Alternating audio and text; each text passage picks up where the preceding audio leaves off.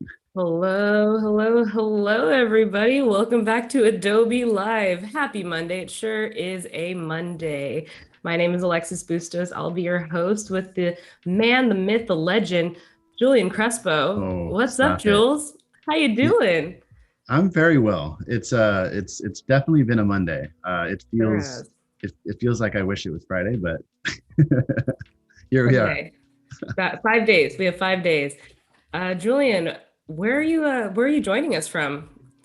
So that is the topic of my everyday is now I'm in Austin, Texas. So I recently relocated from the Bay Area, and now I'm here in Austin, and it's Nice.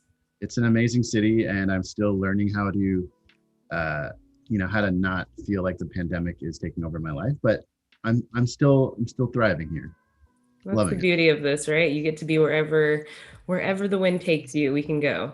Hmm. I'm really excited about today. I think this is going to be we're going to have a great stream. I have a great feeling about this. I just want to say hi to some people in the chat. Hello, Colby's joining us. What's up, Uh, Colby? Nice. I want to see the Awesome. chat. Some familiar faces. You guys, me and Julian go back a little ways, so this is gonna be an epic stream.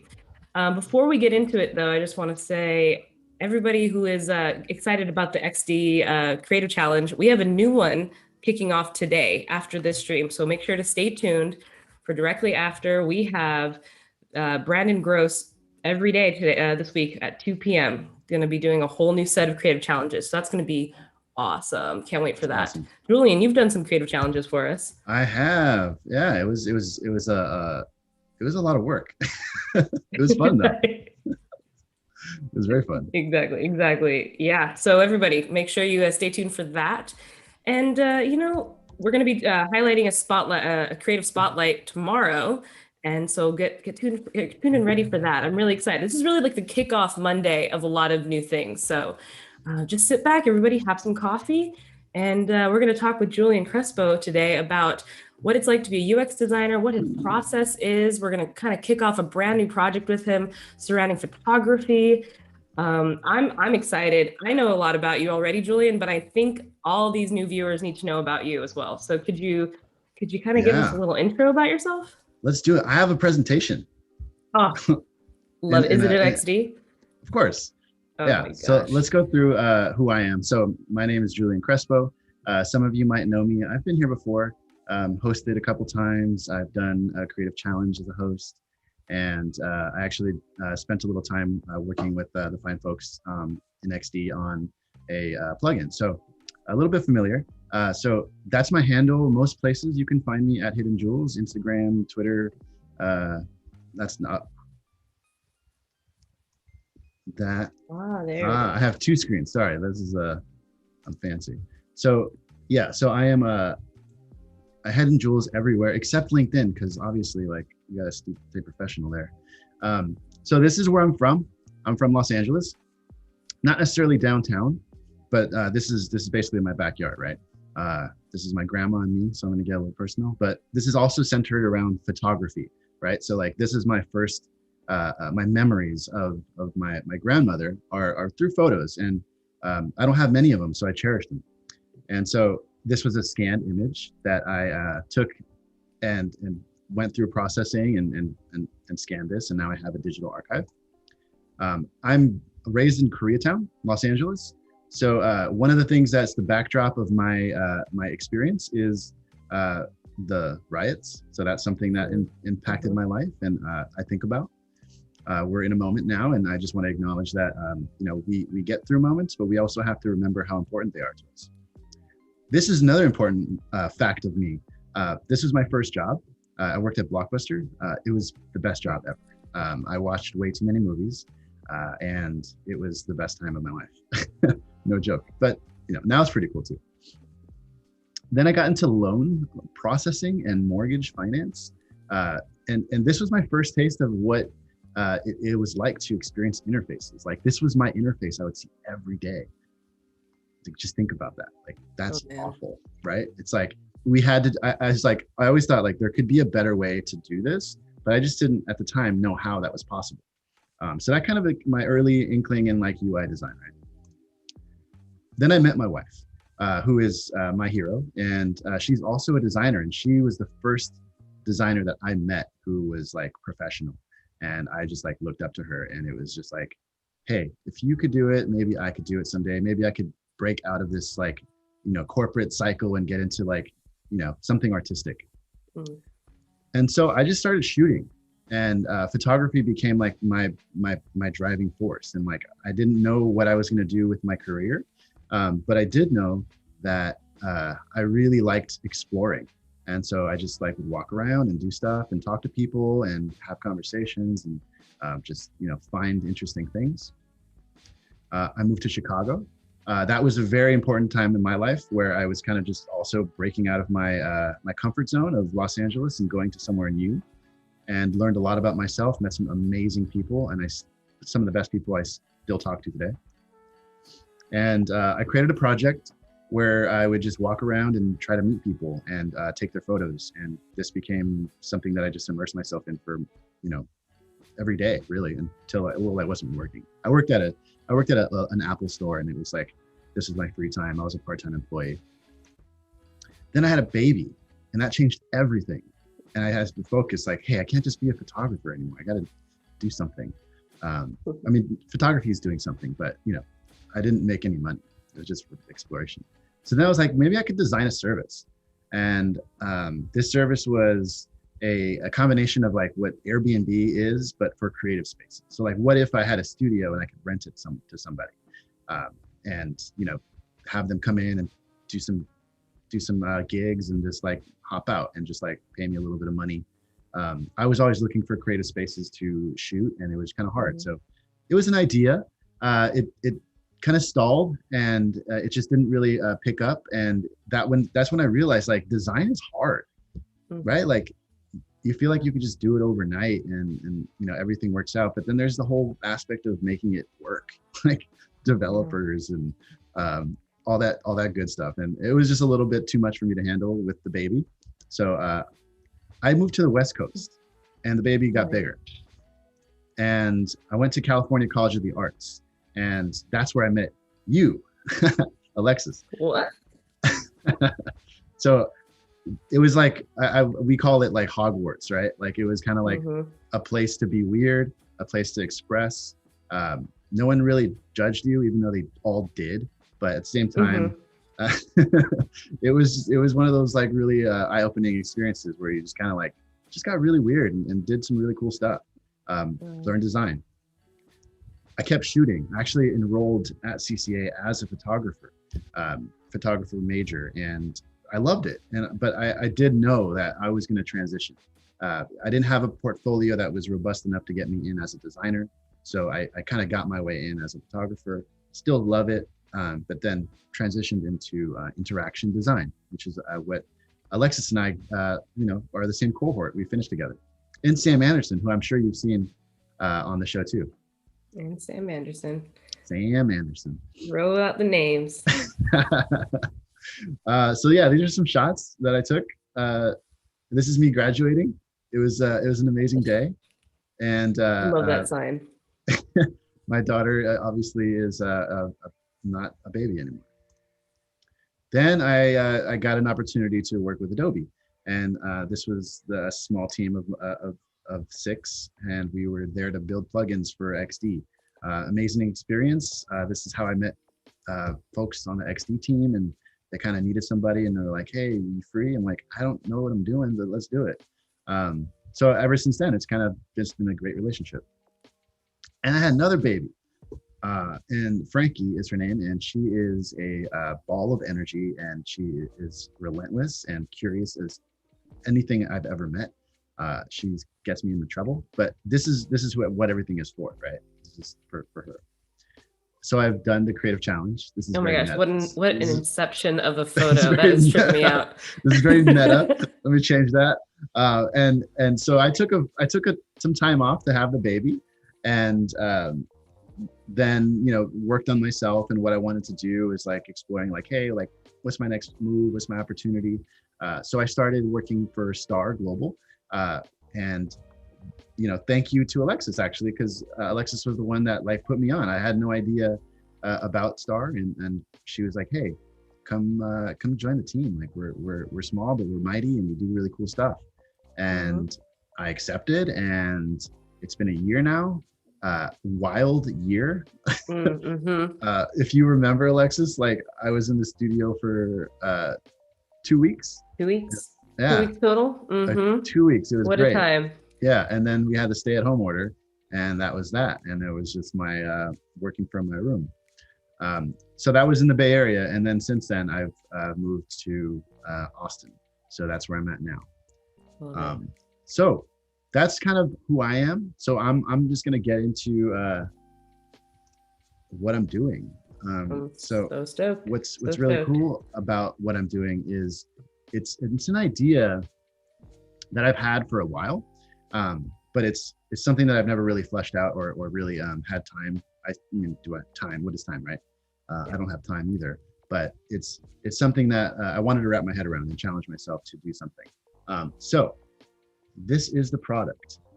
Let's start brainstorming because Yeah. I have some ideas, right? So everything starts with sketches. Hand sketches is kind of where I'm at. So what I want to do for everybody is kind of just talk about this idea real quick. So we have a really cool tool in XD. I'm going to use a handful of plugins, not too many. Is a whiteboard tool.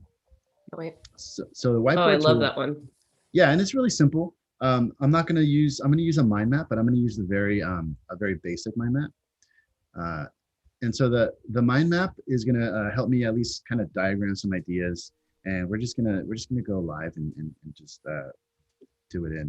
So the product is going to be called Filmage or Film Age, and what it is it's going to be a connected service for film enthusiasts, specifically film. So for a while there, I only had a film camera. I have a collection back there. I just didn't have the money to buy like a nice digital camera. And so I thought, hey, I have these film cameras, they're pretty cheap, but then like film gets expensive. So yeah, film is so expensive. so then it was kind of like I just have a bunch of film and I'm like I just got like bags of film and like sometimes I'm just like, all right, I need to get it processed. And then I was like, okay, I have a job now and have some money. I want to get some stuff processed, but I'm like, things are closed and I can't go out. So what inspired me was like, what if we can have a connected service for film enthusiasts and local or national film developers? Nice. Developers. What I love about what we're talking about now is, this is we talked a little bit about passion projects. This is one of your passion projects. I think something coming from a place where there's a true need that you've been able to kind of like sit with and being like, this is a stall in my flow. Really, that's where you get the most meat of ideas. Yeah. I really love it. Do you think that like, how do you think a designer should kind of like hold on to those passion projects? I feel like you're one of those designers that's like, I wish I could do this on my spare time. And you're able to pull them out at the right moment. So how do you feel like designers should kind of hold that place for their passion project? I mean, it's definitely like a luxury to be able to, to just explore passion projects. Like time is a resource, and Totally. and we are in a time where every minute is accounted for. At least mine, and for me, it's really important to really think about what you want to do, but they have to be feasible. And like I framed this project as this is a speculative idea. Like this is how can I show people like my process more or less in a very accelerated time, but like this is kind of how we work, right? Like we're working for an agency is what we are, right? We're a digital agency that we just get thrown ideas and they're like, hey, like we're getting this client that wants this done in this way. How can we inform their decisions with design? Right. And so like it's no different, right? It's just like an accelerated idea of like, what do we take this idea that someone has and maybe just flesh it and visualize it and make all the mistakes along the way. right? Yeah. Because that's what we have to not be scared of, is like we might Make fail. mistakes. Yeah, Oh sure. yeah. Failure is part of the process. And if Like you're it's like we're doing parkour. We have to learn oh how to fall first before we get good at those tricks. dang, I would never Yeah. try. I'm so risk averse. I would I would never try parkour. I would It's a I would metaphor. be It's a I would metaphor. I Okay, it's I skateboarding. get You it. gotta learn how to fall with All right. skateboarding, right? I Yeah, yeah, yeah, I can get on board. yeah. Oh So my gosh. People in the chat, Fergie's been talking about how Whiteboard is one of oh their favorite um, plugins. It's such a great plugin. I don't know if yeah, anybody in the chat hasn't checked it out. Really, honestly, it's a great place to start with exploring ideas and concepts. Exactly what Julian's doing right now. just There real are quick. wireframes. There are. Why don't Mhm. we? You can like throw out some of the Yeah, different. let me show you, Mhm. because it maybe hey maybe I'll just use more of these. Where'd it go? Sometimes they click the template tab. It went somewhere. I know it did.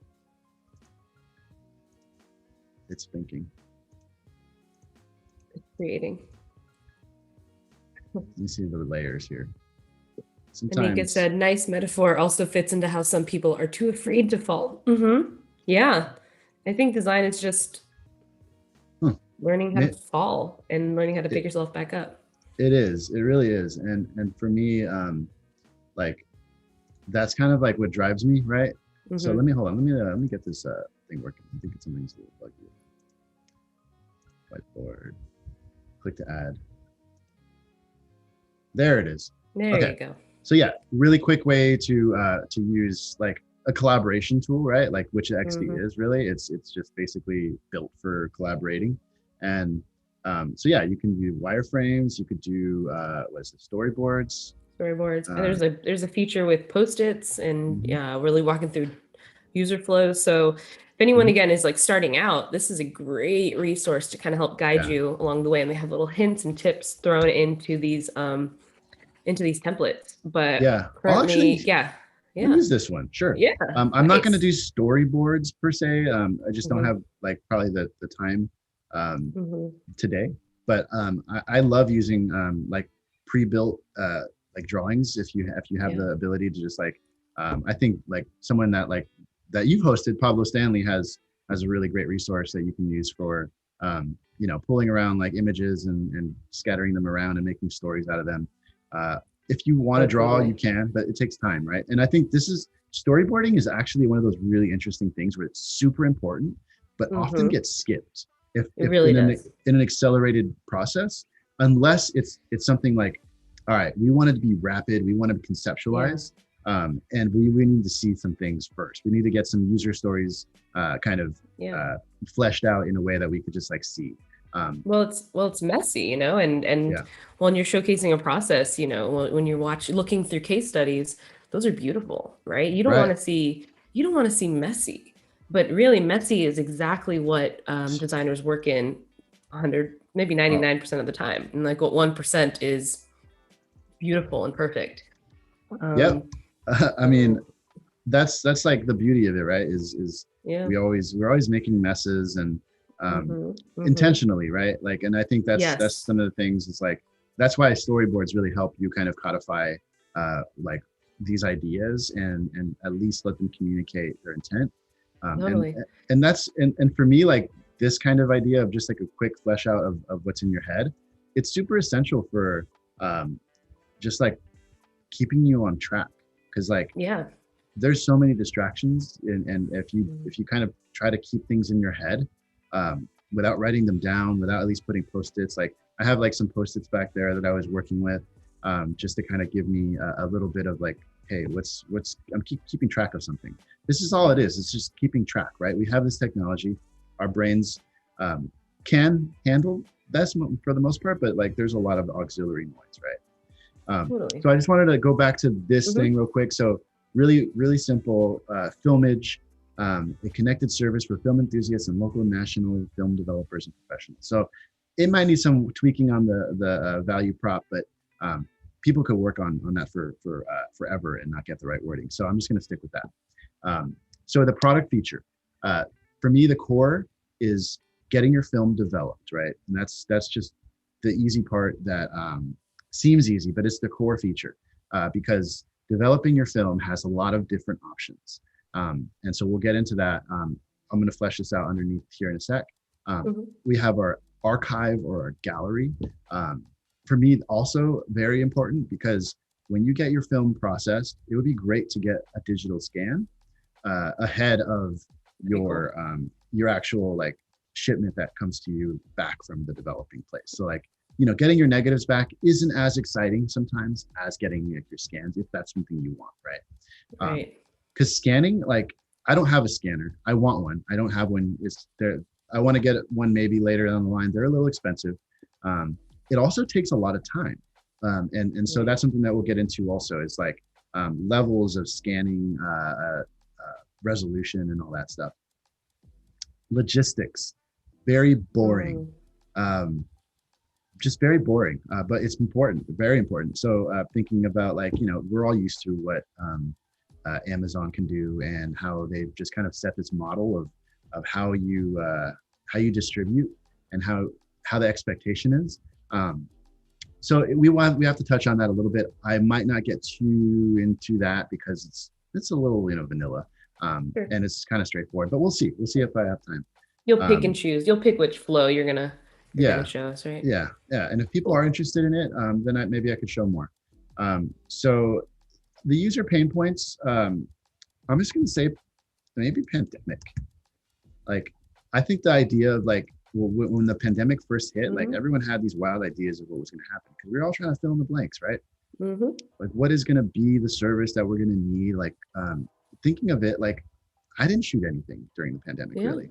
And it's because I didn't go anywhere. Like, that's part of my life is like I shoot when I'm exploring, and I haven't explored anything. Yeah. So like I use my iPhone when I'm at home with my kids and take shots of them and post them on Instagram, and that's my digital archive, right? And, for me now, I have these roles that I want to get processed, and now that pandemic is really impacting me because a lot of the places that you would normally go to are closed. Right. Right. And so they couldn't, small businesses got impacted, and priority for people and the joblessness and all this stuff, like getting film processed is not a high priority right now, but there will be a rebound to life. And this is kind of the idea of like, what if this was there? Right. Well, there's also layers of that, and you can kind of pull apart pandemic as content you're not finding or finding or bringing yourself into spaces to actually shoot. I like the idea of like going into one of those pain points being, job loss. Yeah, it's expensive. I really wanted to ask the chat actually before we move on, what are some of does anybody in the chat use like take photos, take any film photography? I'd love to kind of source that information. So does anyone in the chat like shoot with film? Have they ever? What has stopped them from continuing to shoot with film? See, this is why I really appreciate Alexis, because Alexis is like a classic researcher, and that's for me, like having you on my team when we're working together is, I love it because you're just like, hey, I need to know this, and let's ask people. So yeah, people in the chat. So chat, if you want to throw some. Yeah, just in general, let's talk about photography in the chat. Have you shot with film before? Have you not? Would you like to? What are some barriers to entry there? Yeah, for me, it was always really, really expensive. Oh, here we go. Ali Cool says, I actually went to film school before I switched to design. Ooh, film. Oh, there you go. Film like for like movies or like film like photography. I'd love to know. And like tell us some of those. Why'd you stop? Why'd you switch to design? Love to know. Chris says I used to before digital. So yeah. So I mean, everybody went digital. That's a kind of a thing. Digital's a little bit cheaper. Well, digital is cheaper, right? And up front, right? It's cheaper up front.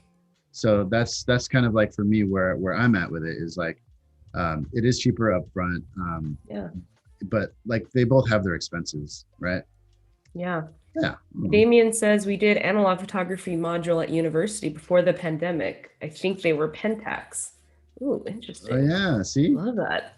So yeah, and so where did you get your film process? Did you do it yourself? Yeah. Yeah, how did it, if you shot in film, let us know. How did you develop? Did you do it in a room? Did you send it out? Did you give it? Remember when you were able to like go to like Walgreens? Do they still do it at Walgreens? Not that it's like the best, Costco, right? but Costco was like Costco. was the jam. Yeah. Yeah, I mean, I did go to Costco, and the thing is you can't control a lot of the things that you can control with a lab, right? And Yeah. there's like no true replacement for a lab. All right, so this is just simplified it. It's not going to be as in depth as like market analysis and like technical restraints. We're blue sky right here. Sure. Okay, so film development. Let's think about this. Where are we going? Let's go back to our plugin, our whiteboard, and we are going to see some different. Oh, they have the elements here. They have elements. So if you go to elements on this tool, you have these kind of just like other arrows that you can access. So we're just gonna find one. It's a good one. Yeah. Love this plugin. Wireframes, if anyone's just joining us. Great plug. We'll get into more plugins later down the line. This is the plugin guy, so Yeah, we'll get I into like. more of them later. I saw a question in the chat earlier of any other plugins you liked using, but I have a feeling you're going to Um, use a bunch during the stream. I'm gonna use this one. I'm gonna use icon just to get some quick icons for wireframes. But other than that, I don't think I'm gonna get too crazy on Okay. plugins. I'm just gonna be designing stuff. See how that Love goes. it. So Love it. So now we're so getting into depth a little yeah, bit here. a little bit more. So we have film development. So we have type. So we have third. All right. So we have film type. So we have right. We have. Let's see. Should I detail all this? It might get kind of crazy, but let's see. 35 millimeter. We have medium Mm-hmm. medium format. And I will one day own a medium format camera, but I don't at the moment. There's large. There's these guys, single use, single. So this is just an example of like a really rough way to just kind of flesh out some things that you might have in your head that are connected to this. And these are for me like literally just notes. Like they're nothing more than notes that you can just kind of utilize. These arrows are already there for me. So, and also, yeah, I would like to know anybody like what do you value in like doing this beginning part of like exploration? Like, well, what do you find the most enjoyable? Because for me, like I love doing all this thinking. Yeah. It's one of those things that I'm just gonna disconnect that.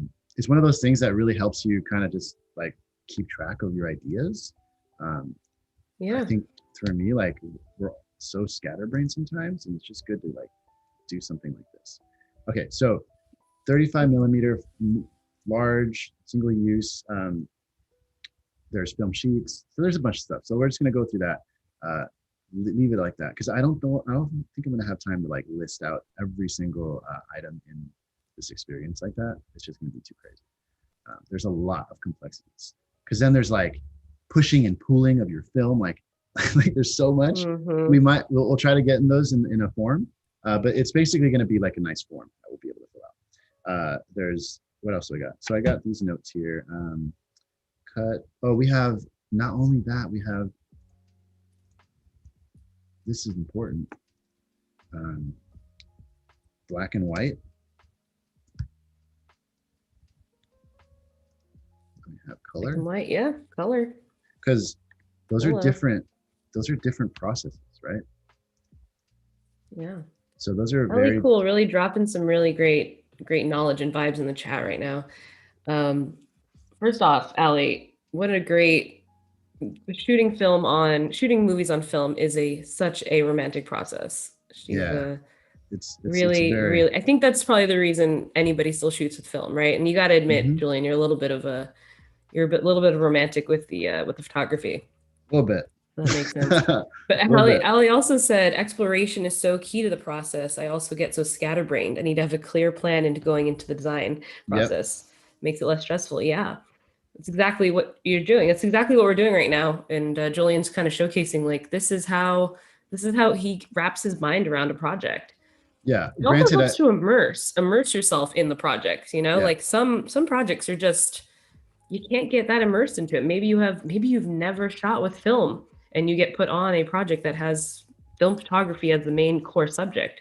How do It you get yeah, excited? there's so many benefits to it. Like for me, like Mm-hmm. the real like love of the film is like the constraint, right? And I think in design it's similar, right? Like Mm-hmm. if you have like this blue sky, which we do, it's great, but like you have to be grounded, I think, like in order Yeah.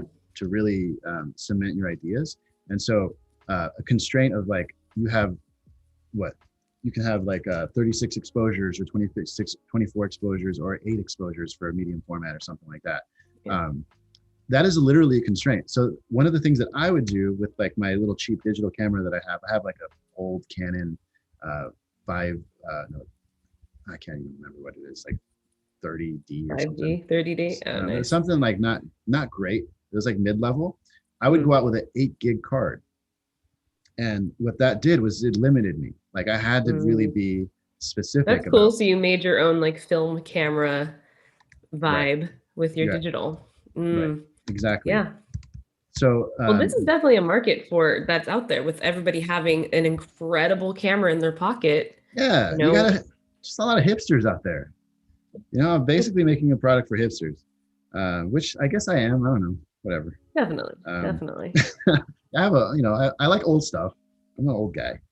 All right. So this is another important thing about like scanning is really, really complex. So you have cutting, or do you leave it as a Hmm. roll? Like this is something Hmm. very contentious in the film community, by the way. Like, Hmm. do you cut your film and put it in like sheets, or do you actually just leave it um, as a big roll? I'm okay with cutting because it's really the only way to scan properly. So we have that. We have scans. What Oh, it's probably like yes or no. Do you want scans? So that's another thing I have to detail. Um, Hmm. so yes or no on the scan. That's going to be an option between these two.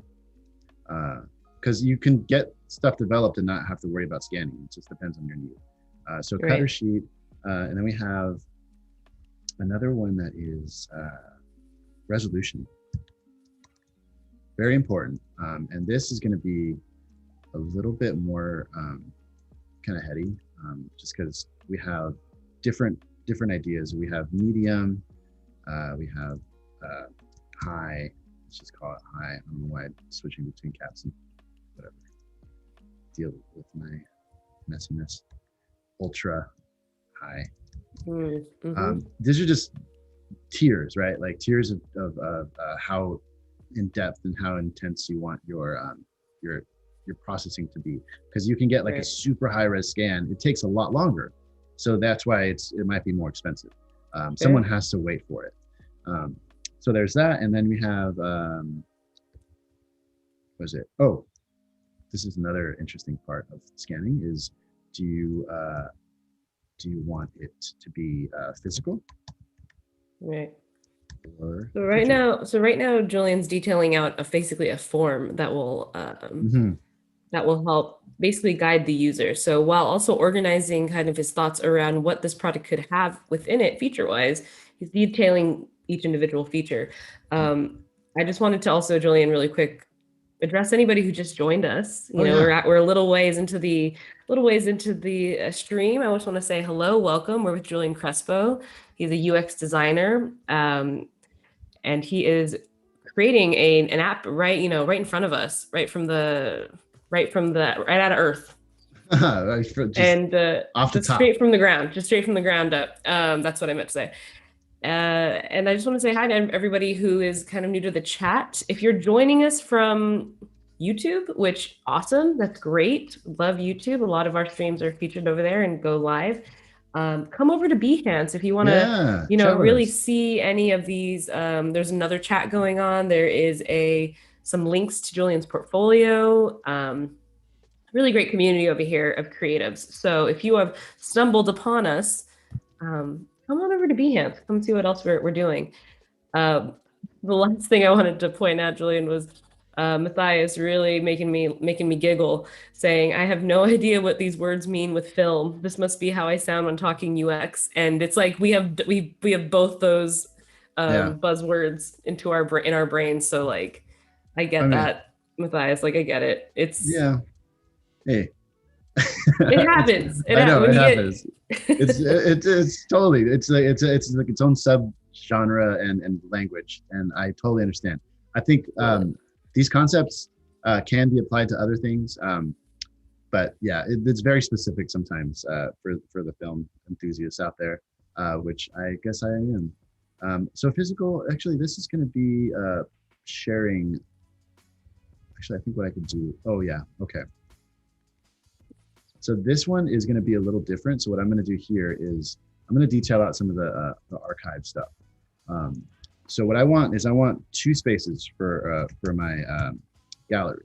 I want scans. So the idea for a dream gallery would be like, if I get all my film developed from different places, and then it gets processed and sent to me like physically, and then I also have this digital archive.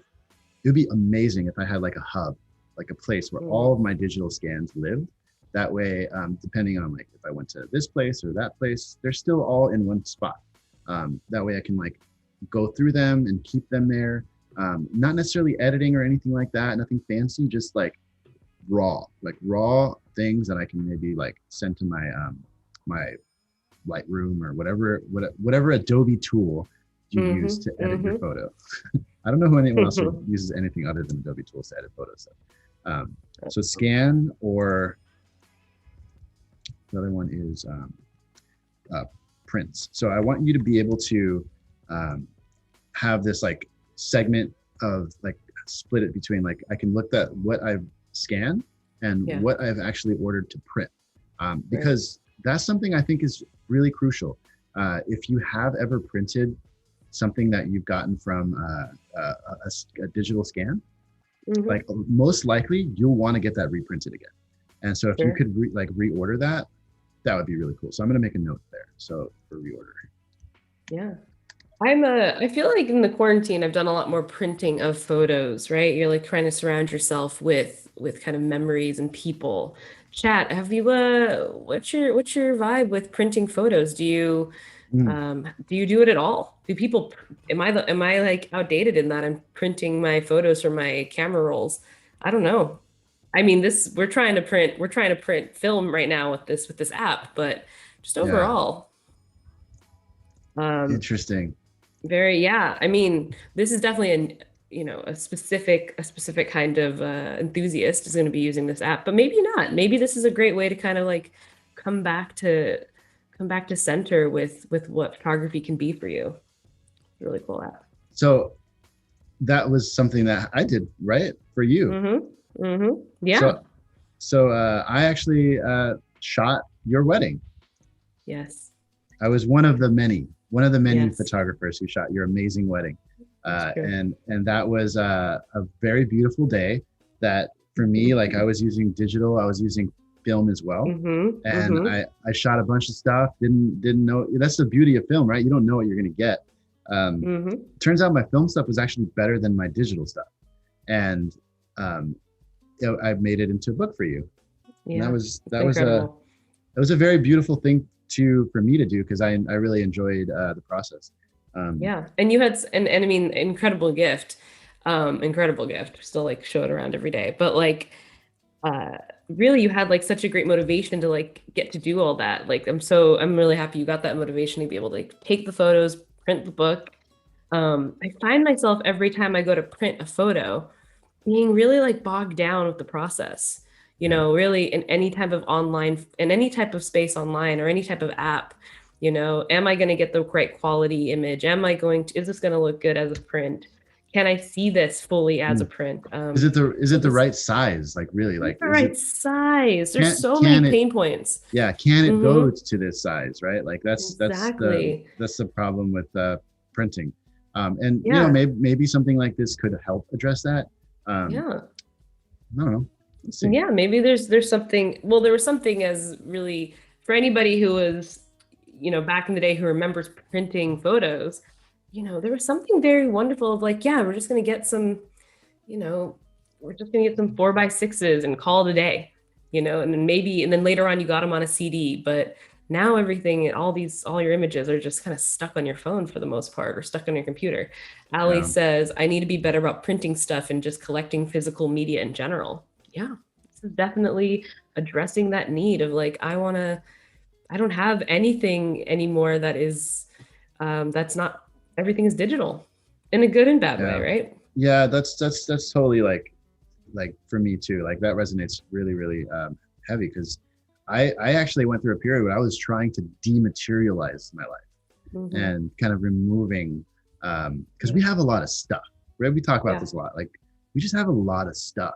Like I Mm-hmm. have so much stuff behind me. Like, and I was just trying to like really minimize. Mm-hmm. And I realized, and I got rid of like all my DVDs, which I was like, I'm kind of upset about that. The blockbuster in me is kind of upset. Yeah. So yeah, I think that is one of those things that I think we're struggling with as people is like material and just Right. like because what comes with having those objects is potentially waste in the future, and Mm-hmm. our planet has so much waste, so Totally. much plastic. There's so much everywhere. There's just so much plastic everywhere. So There's a it's lot. part, There's a and that's lot. also I have to also caveat this is like film Mm-hmm. processing film and shooting film. It Mm-hmm. is not the most environmental friendly activity. Definitely Uh, not. Definitely not. so how can Definitely we? not. So we like these, right? How can we? How might we's? So Yes. how can we bridge the gap between uh, film enthusiasts and small business? So one of the taglines of Maybe this, maybe make that a little bigger so you can see it. oh, is it See your how small? my leads. Here, No, let's yeah, there you go. zoom in. So part of the tagline of like this thumbnail for the show was like niche services, and this is very niche, right? Like, Mm-hmm. what is the benefit? Like, how are you going to get someone to invest in this very niche idea? It's Mm-hmm.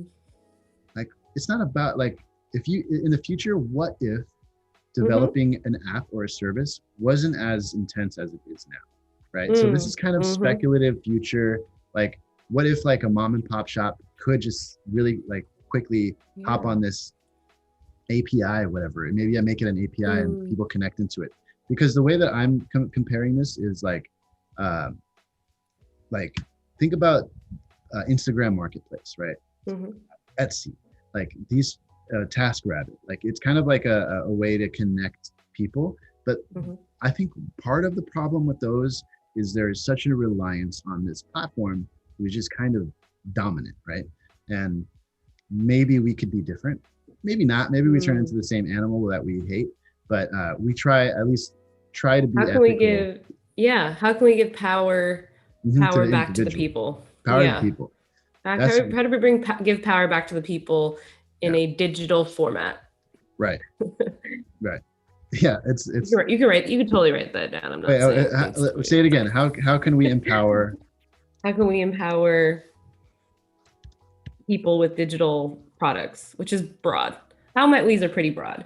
If anybody who Yeah, is a little bit off of our process right now, or who maybe is joining, right now, Julian has detailed out a pretty large idea and all the oh, ways that he understands it and wants it to grow. And now we're writing out how might we statements. good. Mm, So this kind of ties back into the uh, formal training. Um, so writing out a how might we helps kind of direct what your overall goal is. And we're going to get into, remember we have 2 days, Julian. So we're going to get into detailing out some yep. screens pretty soon. How can we empower Um, people but without right now, digital experience? this is definitely what we're doing. So how can we empower people without digital experience to harness? That's a good word. Mhm. Digital platforms. Yes, I love it. I love it. Just from the comments, from the comments that have just kind of popped through, Matthias saying, he sees more disposable cameras, and Damien saying, people who shoot film are those on the same wavelength, those who listen to records. To Reverb saying, I print out photos and hang them on the walls. There is something there's something in demand, and maybe it's maybe it's not just maybe it's not disposing or disposable cameras, maybe it's not a tool, but what's in demand is this feeling of needing to connect back to something that is very digital that we could not connect into before. So yeah, this is a little bit of a blue sky concept, but like everything starts pretty blue sky. Every big good idea starts blue sky. Yeah, no, totally. And Yeah. it's just a matter of buy-in and like, Yeah. your own inner passion, and just kind of like understanding that in order to like be someone who is capable of growth, you have to be capable of unlearning. Mm, And that's a big part of like what I think is important about what we do as yeah. at an agency is Mhm. we come in sometimes, it's like we don't sometimes know anything about the product, right? Like we have a Mhm. day or two or three or four maybe to like digest what this product is, but then we have to reframe it and present it back to specialists, people that Yeah. know, that have been working on this project for years, maybe Mhm. sometimes months, sometimes people are also new, and we're just making hella assumptions, right? Yeah. Like we like, okay, we think this is what it's going on. This is what I propose, and this is the design, at least schematic that we envision. And sometimes the best way to make an impact is really to learn from someone who's not so close to the problem. Um, Mhm. That's and true. that's Very true. kind of where I think what our power is really like not letting our preconceived notions of a problem uh, kind of dominate the conversation. Uh, Yeah. and so unlearning, if you're in a business and you're trying to you're using some sort of service or company to help guide you, like an agency, it's hard to let go of that control. Totally. um, and I see it, like we see it all the time. Julian, I'd love to ask a question about just the process as a whole right now. You've shown us a mind map. You've kind of written out some how might we's, and now we're kind of going into sketching some Mm. wireframes. Why do you find it important? What about your process is really important right now? What do you consider the most important thing to be focusing on in the process, and why is it okay to be not everything to be messy right now? Can you kind of It's go into got, that? yeah, that's a great question. I think the most important part at this moment is to be just kind of quick, uh, not so caught up on details like I am right now over an icon. Uh, um, but yeah, it's really like how can we? I'll just say that's fine. These are just wireframe icons. So how can we really quickly uh, flesh out these ideas and Mhm. not necessarily pine over um, the details? Yeah. Um, this and it goes in phases, right? Like you try to make these mistakes as fast as possible. Um, Seems not Yeah. giving me So image right now you're using the plugin. Speaking of fast, you're using Icon Drop. Have you ever icon used drop. Icon for Design? Also super super Let me fast, great plugin for the let me look. chat. It's Maybe that one Icon for has a. Design because it's all just like black outlined, simple. Yeah, there's different ways to use it too. Like let me show you. If you haven't used it, like this one doesn't actually do the same way, but let me Or, show you or this if one. you're anything like our design director, you make your own icons on the That's the spot, goal. Yeah, which and that's the goal, right? Is like you mhm, can make them on the spot, but like this one's cool because like if anyone's looking and paying attention, you can go to items mhm, or packs, and so mhm. I think part of There you go. the biggest problem designers make is they use inconsistent iconography. Yeah. Icons are not easy to design. Like it takes time. It's definitely laborious, and they can easily be off. So if you have someone that is like a designer that is like loves making icons, I salute you because Hmm. I don't love it. Um, but yeah, that's one of the things that you could do. I'm just gonna get this one, There you something go. that matches. Um, Yeah, Nico's designed asking about the name of the plugin. So we have Icon Drop. is the current one Julian is using for the quickly also at some point, Julian, can you give us kind of a show of how to get plugins? Yeah, let's do that. And then another one that I really like is icons for design. If you're looking for some quick iconography, which that's definitely what he's doing, creating wireframes. And if you can see, these aren't from the same pack, so they're obviously different weights. So we're just using these for wireframes because we just want to be quick. But when I go into like the visual stuff tomorrow, we'll have more consistent iconography that we can kind of make sure that they're all the same. Maybe I'll design them, see how many I do, how many I need. So let's look at plugins. So if you go to plugins and you go to browse plugins, this is where you'd find a gallery full of just really cool and awesome plugins that you can try. And if you haven't explored, just go, explore and see what works for you. I think for me, I use like rename it if you're trying to get into the minutia of like layer names, which is something for handoff. So we're not going to touch like developer handoff right now in this segment. We're just going to focus on more using wireframe and process. But that is definitely something that is really helpful for people that want to keep track of layer names. Angle for presenting different screens at an angle so they look cool. Maybe we might try that. Unsplash, obviously we know, like really popular place to find photos. I don't use a ton. I use Google Sheets when I have time. It's a really great plugin that allows you to kind of populate content, copy.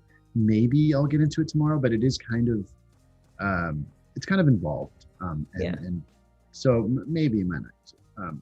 But yeah, those are kind of the ones that I usually use.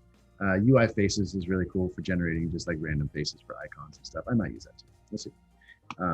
Okay, so let's get this wireframe going. So I'm gonna just really flesh out the doc. I am gonna put labels on here so people can know what I'm doing. The font that I'm going to use is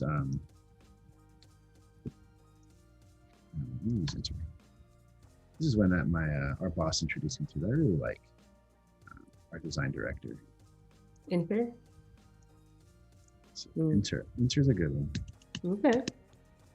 It's kind of like a general use kind of non-roboto. Kind of really, it's one of those free ones. I'm gonna make this one. Okay, so we're just gonna put labels, that way we can keep track of stuff. Very cool. We are here. We are in the design. I love it. We got here. We're doing it. We're here. So there might be go ahead. Might be choppy. Some of the things might not be perfect, but that's part of this process. I'm gonna make these 20 by 20 just for now, and we'll see how they work later. This one is gonna be, let's see, I have home, I have gallery, I have a shop, and I have a profile. I typically, from my own mind, I don't like having more than four icons on the bottom. If you can try to, like when you have like 5 or 6, it just gets too much on your doc. Okay, so next one is shop. And I tried looking for a pack that had all of these earlier, and I couldn't find one. So I'm just going to. You can use maybe a shopping cart as well. Yeah, definitely going to need a shopping cart. Bag. Let's see. So just do the general pack. There's like general packs that you can get. This one has 226. So these are all free. Oh, nice. And so like there's a different variety here. So this might have some stuff in it. Let's see. Nope. Let's see. What are some iconography around shop? It's a bag. Like I'm looking for something. Bag. It could be a shopping cart. I like that when you type in shop, like an actual storefront appears. I don't think that's what you're going for. No, it's the wrong metaphor, right? Yeah, it's the wrong metaphor. Pat, what's shop? What does shop mean to you? Shopping bag. There we go. There you go. This is what I want. I'll just take this guy. No, that's not the one I wanted.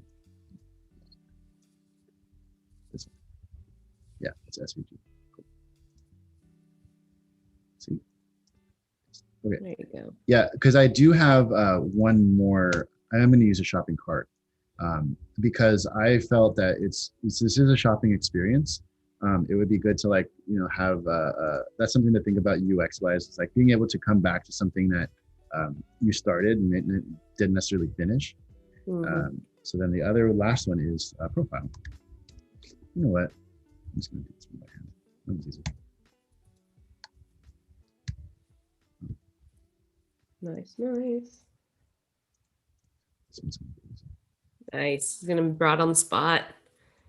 Yeah, I mean, Yeah. You are Mr. Iconography. well, yeah, I do. I do typically do some icons, and I think tomorrow what I will do is make time to actually just like maybe do some icons, um, on the fly, um, just because I find it important for people to kind of know how to do it. Yeah. And so if anybody's not done I this, love that. I love that. I love that guy. it's like a shoulder Uh, shrug. You know what? It's kind of like how I'm sitting right now. What is going on? Sometimes my handle is not working. Let's try this again. No. Allie Cool, really making me laugh over here. Allie says that line weight difference is hurting my inner perfectionist, but I trust the process. If you get hung You're up the number on, one fan of this stream, man. if you get hung up on this stuff at this stage though, it just things take too long. Totally. No, You know, Allie's here. Allie's down to trust the process. Yeah. You gotta acknowledge that. Yes, it is hard though. We're all I don't know we're why all in I the same can't way. get the hand up. There it is. Oh, I'm fighting this one. It doesn't want to go any further. That's why. Okay. It's not the perfect guy, but He's got a little. Amanda says he's got a little attitude.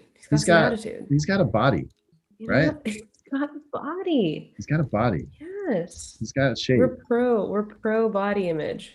Okay, Love shop. it. We got a lot to do. We do. We got to get through it. All right, so we got that. Now let's hit up what's at the top. I want a location pin because I think part of this is really important to be able to center this around your location where you're at. Because if you can pull in like part of lifting up your the film community is really like your community. Like if you can get it as close to home as possible, that's what we want to do. But if we can't, then that's okay, and we'll go forward. But we want to try to pull in the community. So we're gonna do this at 20. That line weight is awful, but let's just roll with it. I am so sorry. You're doing it. No, it's all good. I think it's important to showcase this. Just like showcase exactly what the process is, which is like you're thinking and designing and creating at the same time. Yeah. It's not the funnest thing to do in front of like a bunch of people watching you. But Amanda says it's pretty brave to show the messy process as designers. I feel that insecurity sometimes. So we're all right behind you, man. Like we're here for it. We're like, yeah, it is. It's the thing is that like we said before, design is okay, messy. Maybe 99, but like 90% messy until that 10% really comes together at the end. And you don't just start with beautiful. There's a line that I always repeat in my head from so I really love hip hop. So one of my favorite rappers is J. Cole, and he said like he fake it what is it, fake it till you make it, and then when I made it then I faked it. And that's kind of the real deal. Like everyone is an imposter at some point in their life, and we all feel it. It's just a matter of like, all right, well, if we all know it, then why are we so scared of it? Like no one knows what they're doing. Everything's made up. Yeah. I like 6. So I'm not setting any real tempo to like what my corners are yet. This is literally just you're wireframing. You're wireframing. I'm wireframing now. Wireframing for a client, whole nother ballgame, right? Sure. Because we've been there. And when you wireframe for a client, and it's like, you're part of a sprint team and you're trying to like deliver things, Mm-hmm.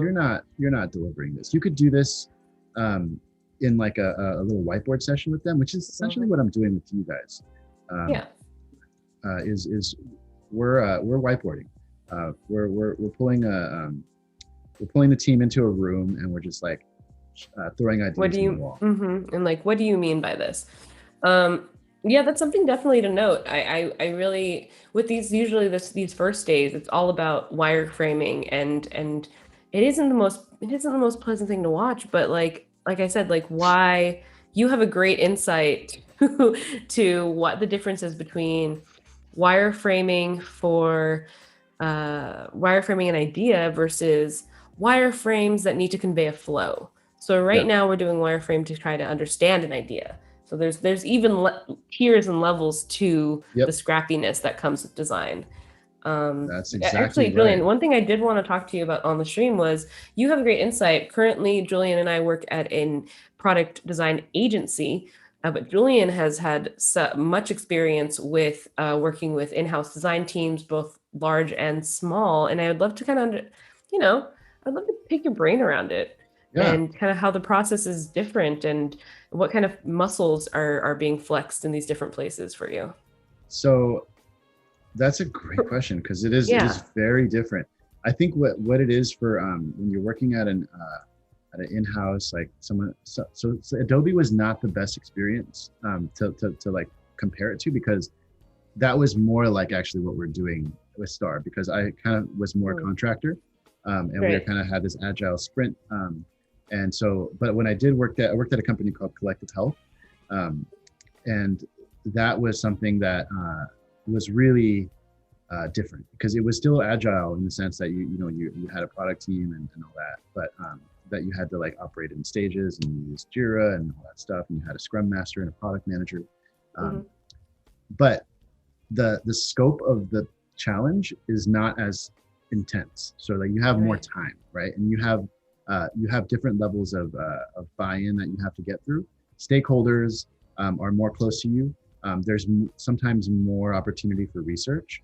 Hmm. So that's kind of like the big difference. Right. Really is that kind of that style Hmm. of like more pressure to perform, Yeah. but then thinking about stakeholders a little bit differently. When Mm. they're internal versus external, it's just a little bit different of a relationship. Um, Right.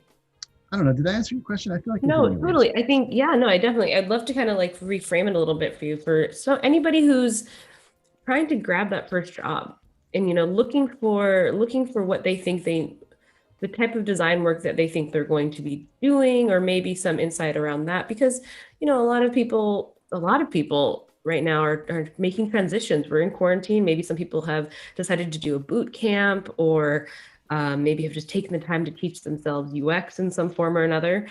And you offer a great insight into the variety of different types of work that can be done, especially with your first job, especially as coming in as having so many very hands in different fields. So yeah, I think you answered the question. If you have any All more right. to, Yeah, it is very different though. The yeah. experience of somebody who is an in-house, working for like a bigger tech company versus someone working for an agency.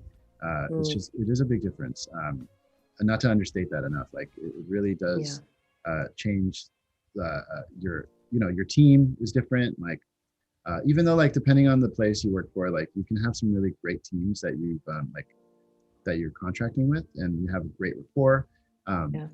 it just depends really. It's really hard to explain. But Yeah. I We're think doing it. you We're need to doing it try it. together. You need to try it. Everyone needs to Yeah. try it. Everyone needs to try it. Yeah. Uh, And if anyone has any other okay. questions for Julian, you can find him at Hidden DM him jewels Hidden Jewels, but anywhere. just not on LinkedIn. Just not on LinkedIn though. Julian That's got Crespo. to you got to Yeah, Julian Crespo at LinkedIn because that's where you got to stay professional. that's right. We had this great dialogue going on in the chat. Amanda brought up dribble and Instagram culture has compelled us that everything needs to look perfect and you don't need to see behind the scenes. And that's kind of problematic. Do you agree? Of course. Yeah. The dribble, everything looks the same. Everything Uh, looks the same too. Yeah. yeah, Everyone's kind everything. of copying each other. Yeah, like nothing like when you look at like what is being made, like nothing really is practical. Practical. That's Practicality. That's the word of the day. yeah, I think being practical is really lost sometimes with like, and that's okay when you're trying to learn a tool at the beginning, like doing those Yeah. design challenges. Like when I was a host of the design challenge, this is by the way repeat grid. I mean, this is probably as fancy as I'm going to get with this process. Um, Practicality really can go out the window when you're learning, right? Because you're just trying to understand patterns. I would say the best thing to do as a new designer. This is no one asked me, but I'm gonna No, no, definitely. We all provide some ask. We all want to know. advice. Is find something that looks good and understand why it looks good, but Mm, then copy it and just like yeah. copy it in the sense that like literally like try to copy it, like try to make it, try to emulate what you're seeing in front of you, Right. because that is going to teach you a lot about like what you're capable of, Hmm. and what you know if you enjoy this, like because I think what happens is I met a lot of people that they have this romantic idea of what it is to be a designer, and then they Mm, become a designer and they're like, oh man, this is not yeah. fun, or this is a lot of Mm, work, or this is stressful, and it is. it is. Yeah. It's a lot of work.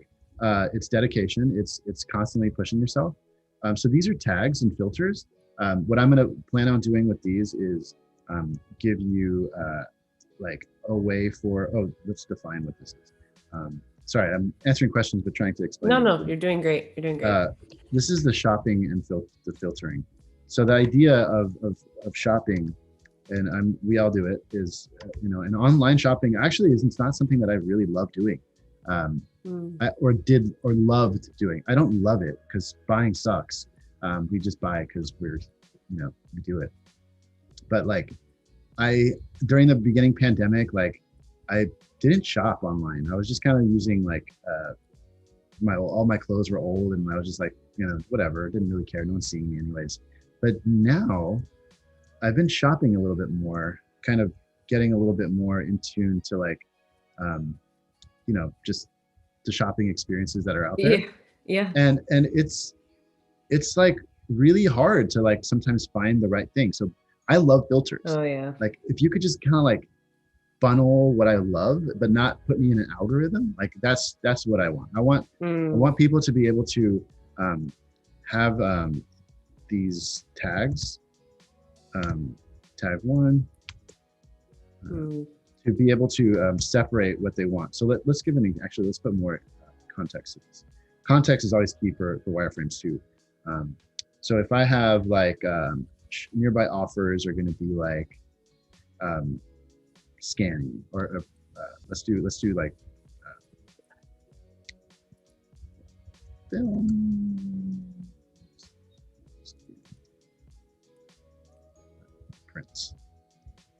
So you like focus on what you want to do, because the right. idea of this product or this platform is like, what if I have a dark room at my house?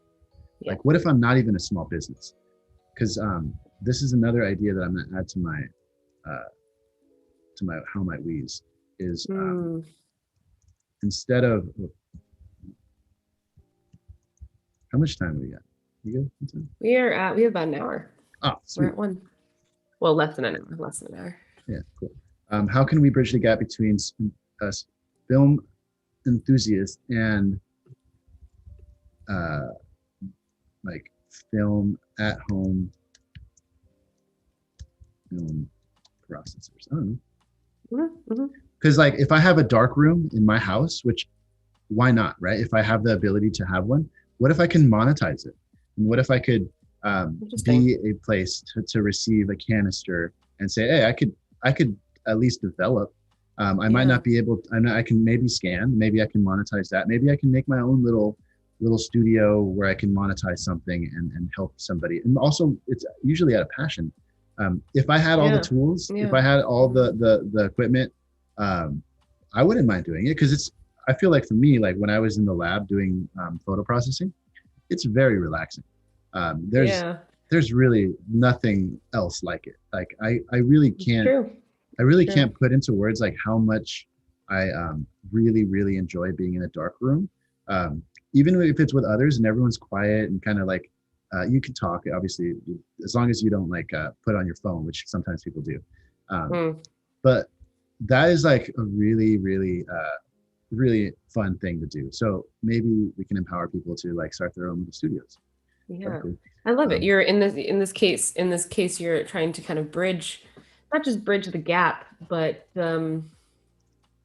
yeah, you're doing a sort of you're grabbing resources, you're democratizing resources in a sense, right? You're trying to glue people together who have similar interests. So you're right. going with the layman versus and the expert. You're trying to kind of like Why not? into the same experience to kind of like parallel their experiences and just have a Right. It's like I see what you're doing. I see what you're doing. Uber black car versus like Mm, just standard Uber, right? Like or Uber line right, or right. whatever. Lyft line. Oops. Man, it's been a minute. It's been a minute since I've been in a Uh, lift, I have, don't ever plan on getting. dude. I'm sure. I'm sure. uh, Yeah, I can't tell you yeah. how much money I went through my. This is a tangent. I went through my phone and started deleting old messages, and it's amazing how many of those messages were from lifts being like, "I'm on the corner." What? That just Really? you know what I mean? Like messages from Lyft being like, "I'm here. I'm outside." Oh, interesting. The insight into my life that I didn't need to necessarily share, but I needed to document that somehow. Um, this is a again, I wanted this is we're since we're like a little over halfway through. I wanted to shout out everybody who's kind of stayed with us for this journey and who are having really great discussions about the culture of design and creating something from scratch and being messy. So good on you guys, and we're here and we're going to stay here and we're here tomorrow as well. So please come back. Yeah. I also want to say anybody on YouTube that's found us who's like super compelled to kind of get in with us, come over to Behance and check out Julian's Behance portfolio. Check out it'll link you into all of his other channels and socials. He's a great photographer as well as great designer. So Oh, thank you. definitely, I can't believe I haven't said that yet. That's implied. Julian took photos on my wedding. That's all you need to know. I And I made a book out um, of it. and he made a book out of it. That was the most important part because I've definitely shot things that have never seen the light of Oh day. yes. Which You know, is we all herein lies the project we're doing. right. Exactly. So this was like one of those projects that has been like rattling around my brain for a very long time. Like I'm not gonna front. Like it's something that I've always like wanted to do. I just never had an opportunity or a reason to do it because it's like we need to make money and we have to do all of these things. Yeah, it's a side project. It's a project that you need to put time and effort, Yeah, and and if it it's doesn't hard to give time and effort. and if it doesn't go very far after this, Hmm. I'm okay with that. Like Yeah, I've created, and that's the thing. Like beautiful. you're it's still out there. It's in the ether, and hopefully maybe it'll inspire somebody to like say, hey, that was a good idea. Let me copy it, because that's another thing, Hmm. right? About Copy. ideas. We're all about inspiring. It's called inspiration, not copying. It's inspiration. Yeah, sure. Um, Oh man, it's so this true. is It's true. so this is the core experience. So we got to dig into this. Get into So I'm it. going to expand my artboard, make it a little bigger because I have to make the screen bigger. It's going to be a longer screen. Let's see what happens to this. Sometimes these things break. Mm. No, there's Maybe two layers. select all layers and then expand.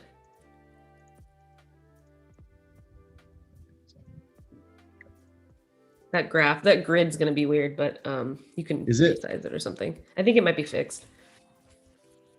Let's see. No. That's okay. You don't typically. I mean, you don't normally you normally design to a grid, but not literally a grid paper like this exactly. No. Or do you? What is your what do you Yeah, normally do? I usually design on a grid. that is something that is within the tool, but not usually in XD. Right. It's not something that I usually do quick stuff. So yeah, and especially not on this gridded paper. This is more of a quick example, quick tool yeah, that you found in the plugin, which is super right. handy. It's Super super handy, handy. but still not necessarily, to each his own. To each your own. We're creating the tools as we use them. Wow, that's a huge, Let's just my need that's a big space. canvas. Just like future proofing. Yeah, because this is a grid that I can just copy. Because I like the grid. Yeah, like no, the grid's it's cool. there, The grid's right? cool. Someone thought about it, and they're like, "Hey, we should have a grid in here." So I'm going to respect them, and I'm going to use it. But yeah, we were saying about my thing about ideas. Just going back to that, ideas, they're not really that, like, if you think you're like, oh, I have this idea, I need to protect it. Guaranteed, someone's had that idea before. The ideas are we all have ideas. It's just a matter of action. Like, are you able to act on this idea that you have? Can you externalize it?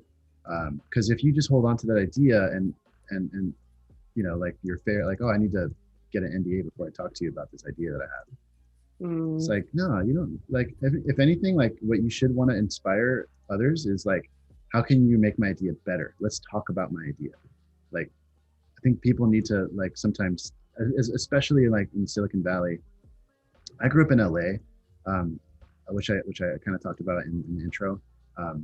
It's another place where like people are so scared to talk about their ideas because they think someone's going to steal it.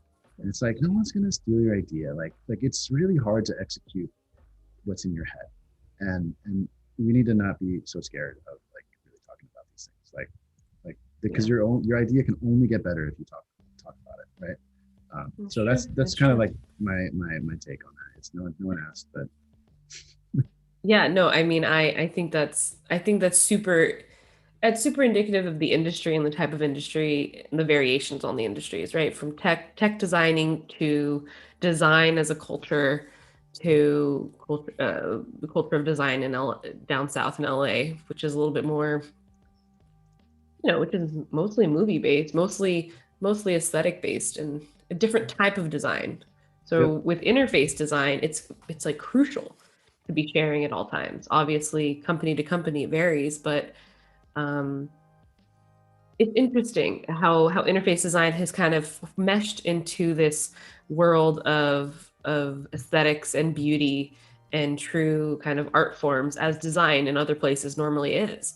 And with that comes a lot of holding your creations close to your chest, right? Yep. So we're here, the two of us, to make sure everybody knows the core essence of user experience design is to be sharing and messy and working through ideas, because the whole point is for things to work, not for things to just be beautiful. Right. That's what visual designers are for, and all those other amazing Adobe apps. But within XD, within creating wireframes, yes, we can be beautiful, but the most important thing is to get ideas down that work. Otherwise, kind of what's the point, right? I'm definitely like one of those form over function people. Wait, sorry, no, I said that wrong. I'm function over form. So like I would classify myself as more of a UX designer. And the reason why is because like I'm really interested in the behavior of a product and the way that we behave because of the product, and how the potential not side effects, but unintended consequences, right, of our products. Like, not to say that I'm perfect and I know how people should behave, and but I study it, like, and I learn about like what are the heuristics and what are the ways that people will fall into potential dark patterns if we introduce this feature in this way. So like accessibility is one of like my really big focuses, and I try to integrate it anywhere I can. It's it's kind of hard sometimes because some people don't always have time for it, which is really a sad reality. Yeah. Budget for accessible design sometimes isn't there, um, which is hard. But hey, we all try, and that's the hard part is like you can have your best intentions, um, but sometimes your intentions aren't enough. Like sometimes you really need to just go that extra mile and Yeah. design with people that are experiencing this issue, talk to more people, research it. Um, that's why UX for me is super exciting. Mm-hmm. You get Mm-hmm. to engage with people more. Featured offers. So this page is that I'm doing is this is like the core experience of my product. Um, so I'm going to just kind of walk you through it real quick. So what I want to detail here is I want to pull in some of these ideas that I had over here. So this is like understanding like when you select a location that you want to shop from, like uh, what is the service you're going to get. So it's kind of like the flow would be I'm in Austin. I can search. I can find a service that I want. Um, I might not have a gallery yet. I might be a first-time user. I'm not sure. I don't know how that story will unfold. We'll kind of see. Mm-hmm. And then I'll do. Oh, this is nearby offers. It should be shop by service. Um, so I might do shop by service. So it's like maybe I Nice. put like a film canister up there or some kind of image or imagery of some sort. Not sure yet. We'll see. And then might be nearby offers. I might just click a nearby offer and like empower local retailers or local small businesses, and then get into this shopping experience. Actually, I think what I want to do is I think I want to flip flop this because I don't know something about shopping and Mm-hmm. shopping and gallery, or you want to shop first and then you'll have a gallery. You know, just thinking about logic. Yeah, that makes sense. But yeah, that's kind of the intention of this part is, making it so we have a logical path. So I go from here, or I go from here to here, and then I find an offer that I want, and then I go into it. Maybe we'll see. I think that's what's going to happen. So the shop's filtering. I'm able to filter Mm-hmm. filter what I want, and then I'm able to then shop for what I'm filtering. Okay, That's that's the plan. Um, so this one is a little bit more kind of what you'd see on like Instagram Marketplace or Facebook Marketplace, maybe. right.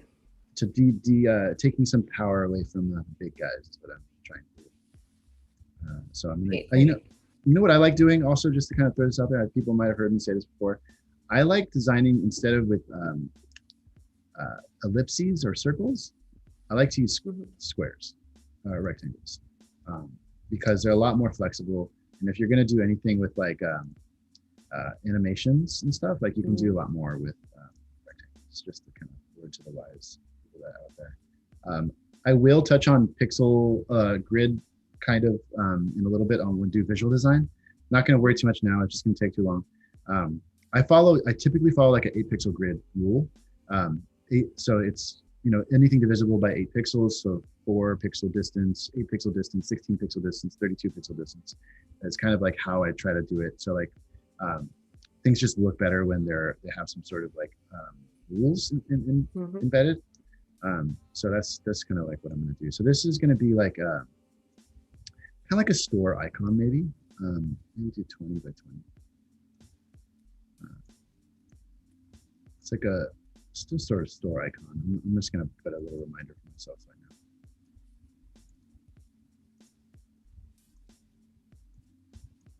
Because So you're gonna do like offers by store. yeah, yes, by an institution. So that way you kind of, what I'm trying to do is give people a different way to offer their services somewhere. We have stars. Yeah. Oh yeah, you can make stars. Stars. Oh yeah. You just pull them. Oh.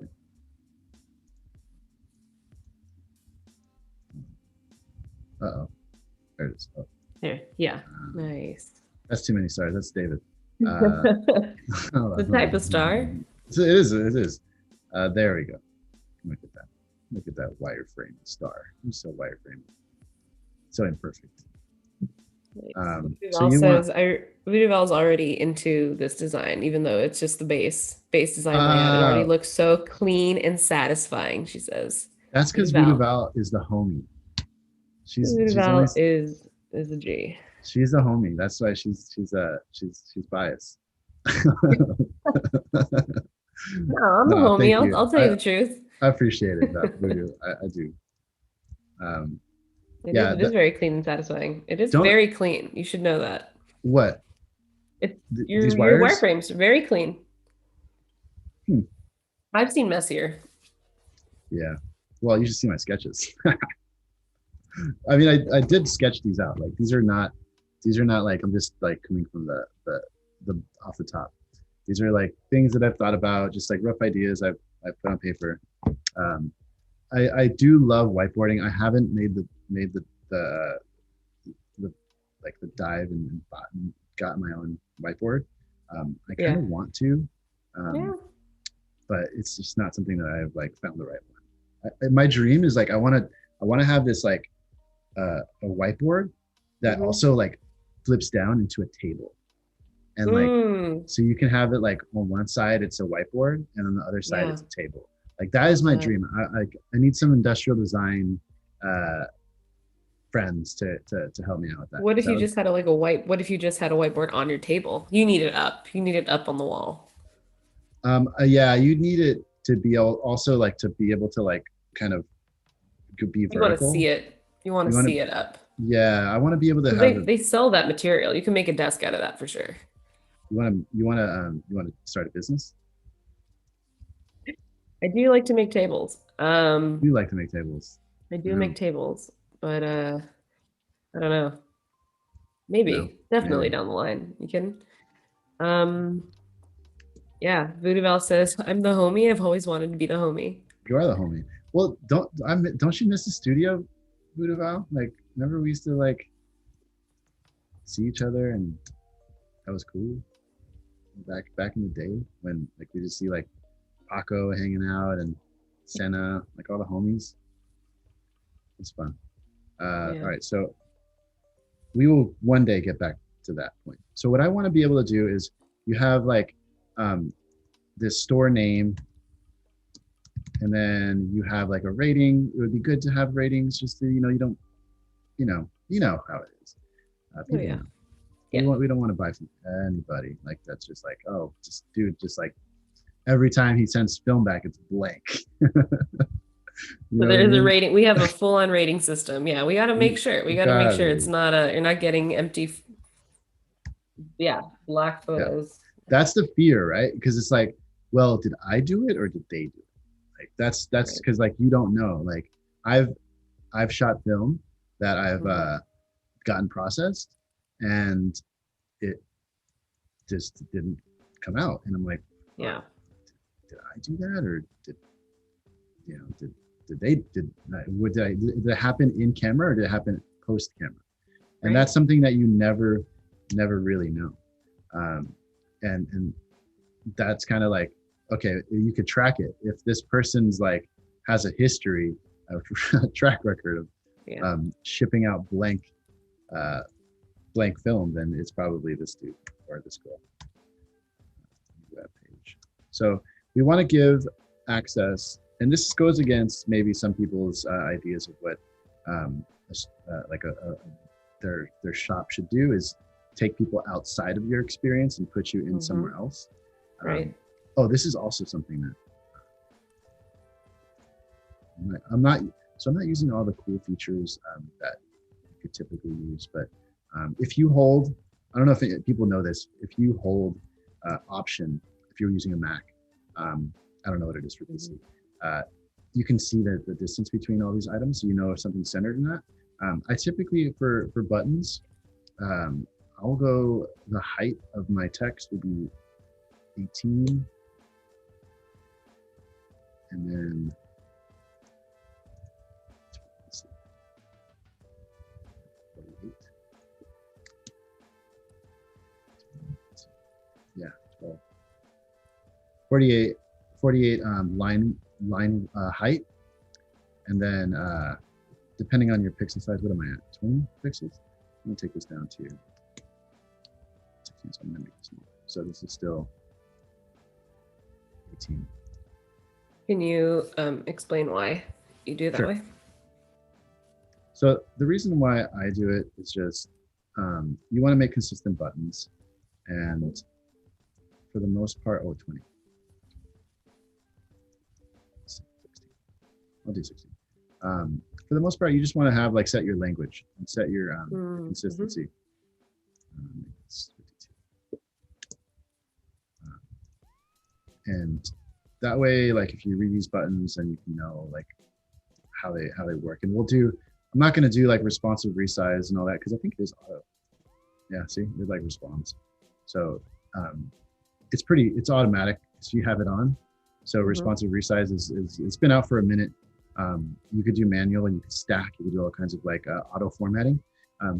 But typically I don't do any of that auto formatting or any of that like fancy stuff until like I'm starting to create a design system.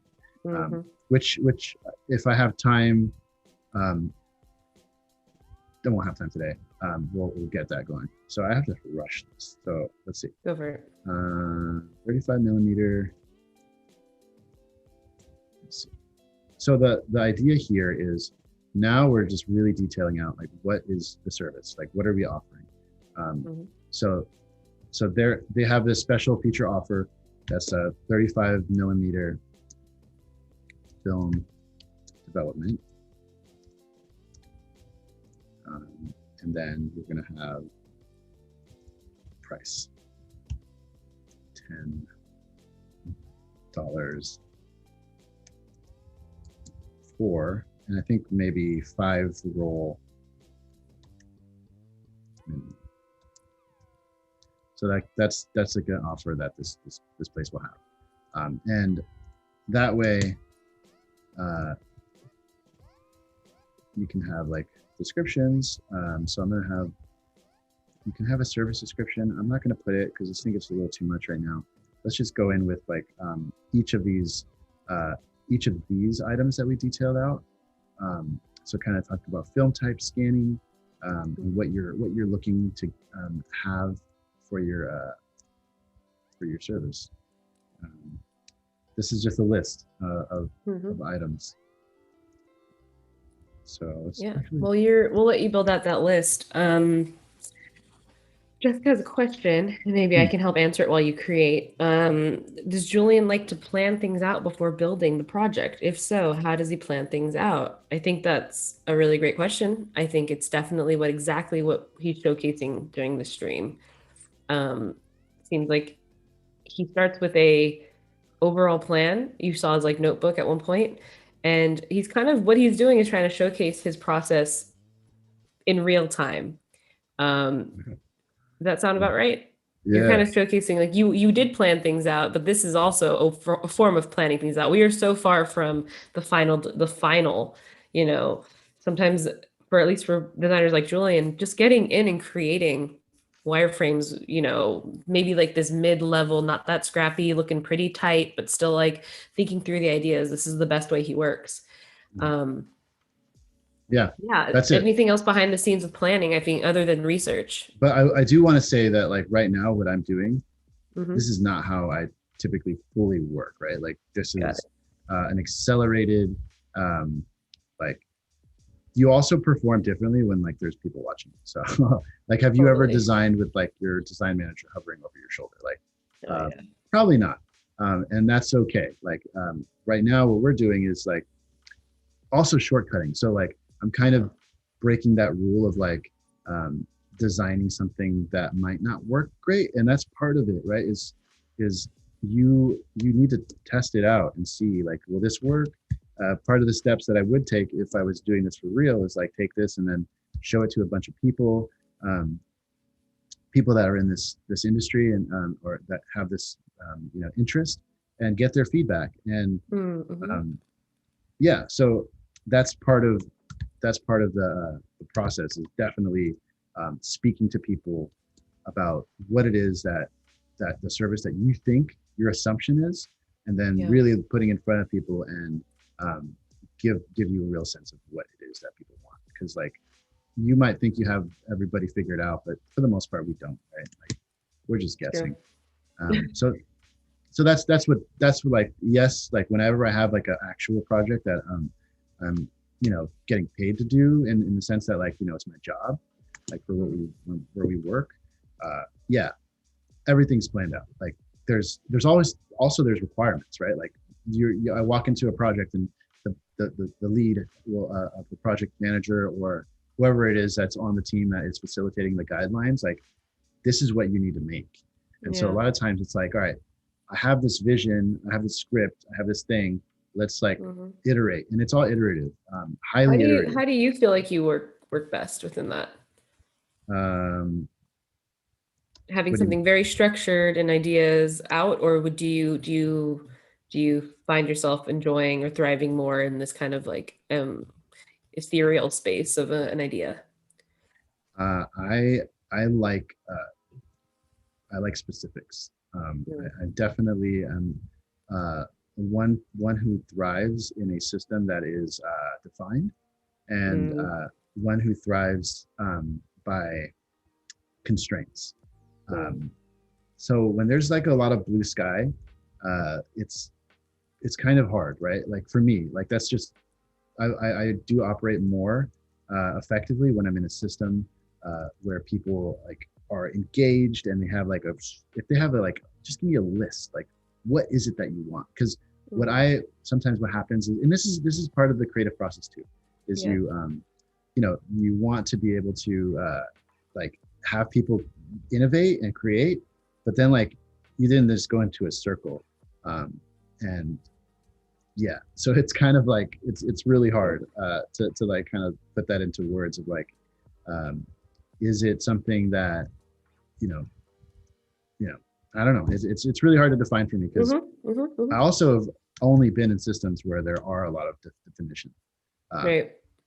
Let me see, how would you like the scans? Oh yeah, Yeah. okay, so how would you like scan or scan? Do you want scans? Do you also, words are very hard. They are hard. um, you have always copywriters who are just kind of like, um, this is not, this is classic UX, like a drop down for a question, yes or no question. No, you don't want that. So yeah, like copywriters are always going to be on your side. So if you've never worked with a copywriter, I highly recommend you try to fulfill that in your life at some point, because Yeah. it's really cool to see how they think about words. Because Yeah. whenever you're in a product, there's like there's this really interesting thing that happens where you don't where people pine over words because Right. they need it to feel a certain way, and Well, it's really yeah. interesting. Yeah. And there's It's certain important. words that have been proven with research now. There's a lot of great articles around UX writing and which actionable words you will need to use to make something happen. Or what, log in versus sign in. What a lot, like log in as a one word, log in separately as log in. There's a lot of different variations on UX writing. Um, yeah, it Yeah. looks like we have about 15 minutes left, Julian. All right. If you I'm want to good. kind of get anything down, it's all yours though. It's the 15 minutes is yours. Tomorrow we'll be going over an artist spotlight, and that's going to be really great. We'll get to actually kind of just sit down and look at an artist portfolio. And again, if you know anybody who is an artist that you want to feature, or spotlight or bring up, or give kudos to, please don't be shy, and definitely let us know who they are. Yeah, Um, I was racking my yeah. brain. I obviously like have very creative friends and people. I just like, I couldn't think of anybody. I was just like, oh, no. No, yeah, I know. It's a whole thing. Usually this artist is in the community already. Maybe they already have a Behance portfolio that definitely helps. So again, if you're tuning in from YouTube and you don't have, maybe you have your own portfolio site, and that's awesome. Maybe, bringing stuff into Behance is really going to help you elevate you in the community as well, and kind of help you show off a little bit, because that's what Behance is, and we love Behance for that. Um, Also, right after this stream, really, 20 minutes from now, we're gonna have the first of many, but we're kicking off the next phase of the daily creative challenge, and it starts today. So we're not going to be reviewing any today or tomorrow, but get on that, get in there. Julian's very familiar with the daily creative challenge. Oh, so They put a fun. lot of work in it. I'm probably gonna do it again if they have, if Nice. they'll have me. Awesome. That Because sounds, it sounds was like really experience. fun, and it was something that like if you're a designer and you have the ability like to do something like that to ever teach, it's very Yeah. fulfilling to see people's like submit projects and have them actually like come to life, and like it's really cool. Yeah. I don't know, I recommend it. Absolutely, absolutely. It's a really great community of designers and mentors and people who just love working in design, and specifically around XD. That's our specialty. Obviously, there are creative challenges for all different types of Adobe products, not just XD. So if you're kind of tuning in just to check in on us, we see you. We see you. Yep. Damien's excited. I like the vibes. Thank you, Damien. Good vibes. Wow. Right. And literally as we speak, the form is being flushed out in front of us. That's what happens when you give a designer just room, just space, and some Yeah, chill vibes. yeah, that's it. You just need some space. Like, You see a little space. also, like, I would love some music right now. Every time I'm on the show, I I always know. talk about like, Well, we know it's there. The you music's guys get there. to We hear just the can't hear it. music. I I know. can't hear anything, and I know. I'm one of those people like if I don't work to music, $100 for all this. That sounds about right. If I don't listen to the music, I am an insane person, because like it just fuels me. So I I know. definitely I wish I know. had some. You gotta pretend. You gotta pretend it's there, Julian. It's because it is. There are Listen, vibes happening around you. That's the truth of it. boom, that's done. Okay, I have one Boom. last thing. Am I going to be able to do it? Let's see. It's actually Yeah, really let's see. It's 5 minutes. Go for it. it's actually really easy. This is the gallery. Uh, if I can get in there, gallery, gallery slash archive. Okay, so what I'm going to do tomorrow is I'm going to get all this stuff, and I am going to uh, put it together into a visual system. So we're gonna work very abstractly. I'm gonna do something really weird, something that you guys Love it. might not be used to. Is I'm just gonna build components and then put everything together and see what happens, because it's very fast. Do Um, it. Do it. and then prototyping wise, I'm gonna try to do my best. I really love prototyping. It's probably what I love most, but I don't know if we're gonna have time to go crazy. So just to kind of keep that in mind. Is that cool? Sounds great. All right. So this gallery is basically a or two type of systems. It's scans and then it's prints. So, and then you have like underline.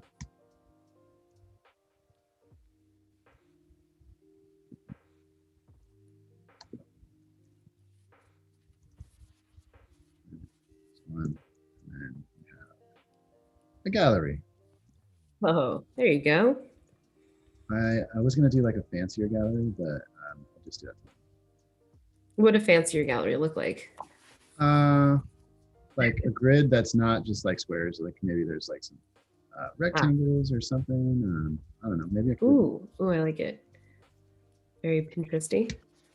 Yeah, like something like that, and then like. Mm, Ooh, I'm getting iPhone vibes. Getting iOS 14 see, vibes. is that good? Because like part of the beauty is like you have some portrait shots, you have some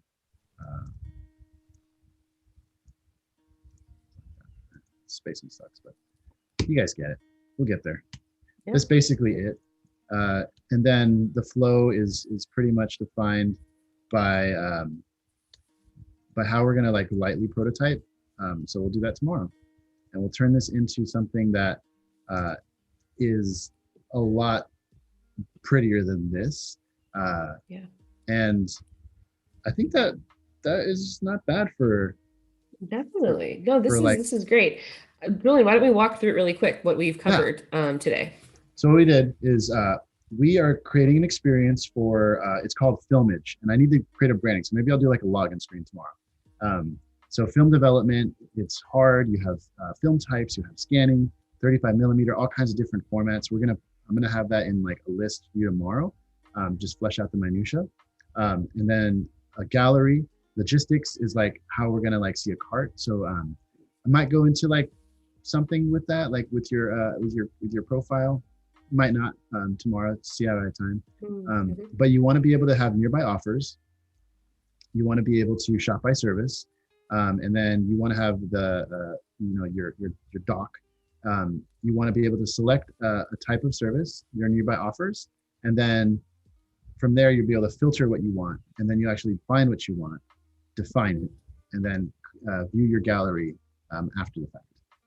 So kind of rough idea. It might change tomorrow because I'm going to do a little bit of working afterwards and kind of see what I could fix and change if the flow works or not, show it to some people. And then tomorrow we'll make it look pretty. Oh yeah, I'm really excited about that. So you just witnessed Julian Crespo live on Adobe Live, and we really got to see an amazing start to a project that it started as an idea, really just like a little seed in his brain. We got to kind of see how he fleshed that out. These wireframes are already looking amazing. Tomorrow's going to be awesome. I really recommend you guys come back. So Please. tomorrow, yeah, we'll be back tomorrow around, around noon Pacific. For noon Pacific. So again, we're all on different time zones.